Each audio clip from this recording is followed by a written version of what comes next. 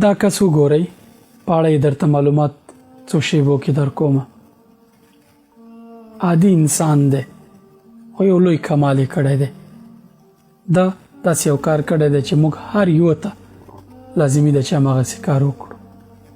دی سټیون انډراویبو نومیږي. د ده په لاس باندې الله پاک 80,000 انسانان مسلمانان کړي دي. یعنې دی په خپل ژوند کې د 80,000 انسانانو غیر مسلمینو د مسلمانېدو لامل شوی دی. د خپل ټول ژوند څه سرمایه چې لرله، څه پانګه چې لرله، خیر کار ته وقف کړې وه او خلکو ته به دعوت کوو، دعوتګرو. دی سټیون انډراویبو نومیږي. څو ورځې وړاندې د اکتوبر په وروستیو کې د جمعې په ورځ د 41 کلونو په عمر باندې وفات شو. 19 کلن و چې اسلام یې راوړ، مسلمان شو. اصل کې عیسوي و، کاتولیکو. کله چې 19 کلنۍ کې د مسلمان شو، پلار یې د دې دپاره چې د مسلمان شوی او له خپل کوره وشاړه، عاقب کو. له هماغې ځای نه دی خپل د ژوند لپاره یو بل مسیر وټاکو، یو نوی مسیر یې وټاکو. هغه دا و چې د خپل ټول مال او جایداد او هر څه چې لرل د الله پاک په لار کې وقف کړل او یو اسلامي دعوتګر باندې بدل شو.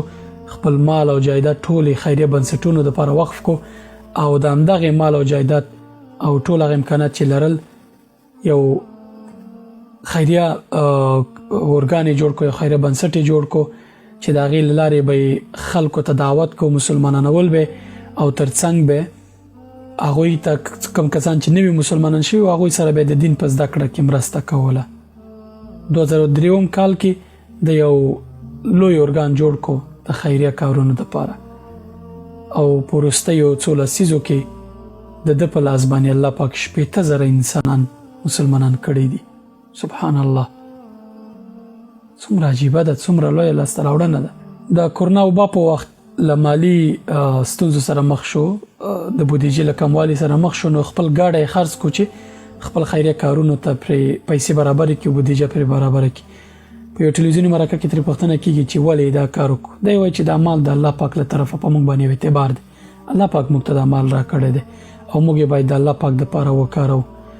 او کله چې موږ دغه خیریه کارونه کوو، دی وایي چې بدله یې حتما الله پاک راکوي او په دې ډاډه او په دې باندې په الله پاک باندې اعتبار کړی و چې مال که د الله پاک په لار کې کاري، الله پاک یې بدله حتما ورکوي.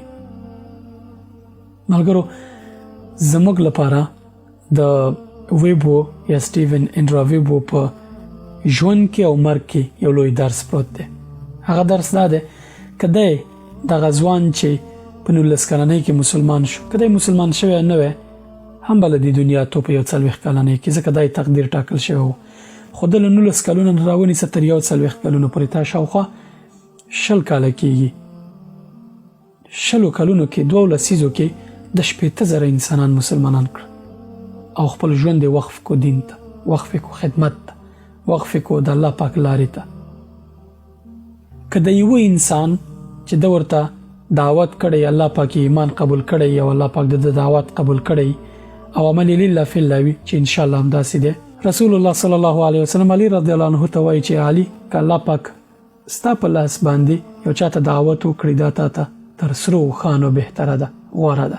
په بل حدیث شریف کې راځي چې که الله پاک ستا په لاس باندې چاته هدایت وکړي، دا تر هر هغه شي تا ته غوره ده چې لمر پرې راخیږي. یعنی په دې دنیا کې داسې ښه کار بل نشته دی چې که ستا په لاس باندې الله پاک یو انسان ته دعوت کوي، تر د بل ښه کار نشته دی. نو اوس د سټیون 80,000 تقریبا 63,000 کسان ویل کېږي، 63,000 کسان د ده په لاس باندې الله پاک هدایت کړي دي. نو اوس فکر وکړئ چې څومره اجر به ده ګټلی. په دغه 20 کلونو کې الله پاک د خیر کار دپاره استعمال کو. حدیث شریف کې راځي، رسول الله صلی الله علیه وسلم فرمایي هر هغه انسان ته چې الله پاک د خیر اراده وکړي او هغه انسان په خیر کار کې الله پاک استعمالوي. بهترین مثال سټیون ده چې اوس مو دغه ویډیو تاسې وکتله. موږ باید په ژوند کې داسې هدف وټاکو چې هغه زموږ له مرګ وروسته هم د هغې اجر، د هغې ګټه، د هغې ثواب، د هغې خیر موږ ته راورسېږي. د دې لپاره بهترین شی د علم خپرول دي. په هر هغه سازمان کې، په هر هغه کارونو کې برخه واخلئ چې وروسته ستاسې له مرګه هم د پاتې کېږي او خیر یې در رسېږي، چې هغه صدقه جاریه په حدیث شریف کې څو کارونه ښودل شوي.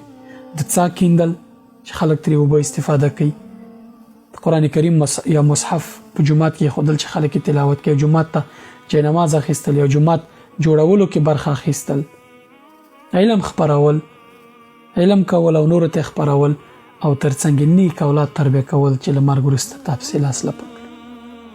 دغو خیریه کارونو کې همیشه هڅاند او کوشش واوسئ. د انسان اهداف باید لنډمهال یوازې د ژوند لپاره نه وي، بلکې د مرګ نه وروسته کله چې ته قبر ته ځې، همدغه نیکۍ، همدغه اجرونه چې تا ګټلي دي قبر کې به له تا راچاپېر وي او ستا ملګرتیا به کوي. په هغه ورځ چې تیاره به وي، هیڅوک به نه وي، ټول خپل خپلوان به دې پرېږدي، لکه انډریو ویبو په شان باندې ټول خپلوان ترې لاړل، ټول خپلوانو په قبر کې پرېښود، تنها دی لاړو ترې. خو ده ځان دپاره داسې توښه برابره کړې وه چې په هغه تیاره کې یې پکارېږي، هلته چې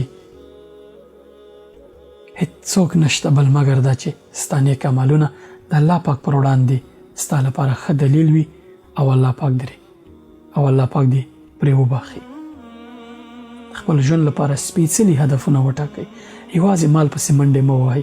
مال هم که ګټئ، یوه برخه یې د الله پاک په لار کې استعمال کړئ، چې که سبا تاسې د الله پاک په مقابل کې درېږئ، یو دلیل ولرئ چې دغه مال تاسې څه کړي دي، الله پاک په لار کې مو کارولی که نه، د وخت زکات مو ایستلی، د مال زکات مو ایستلی که نه.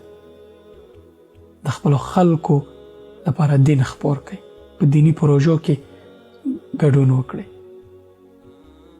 دا به ستاسې لپاره په آخرت کې توښه او خپل ژوند نه د سټیون په شان ګټه واخلئ. السلام علیکم ورحمة الله وبرکاته.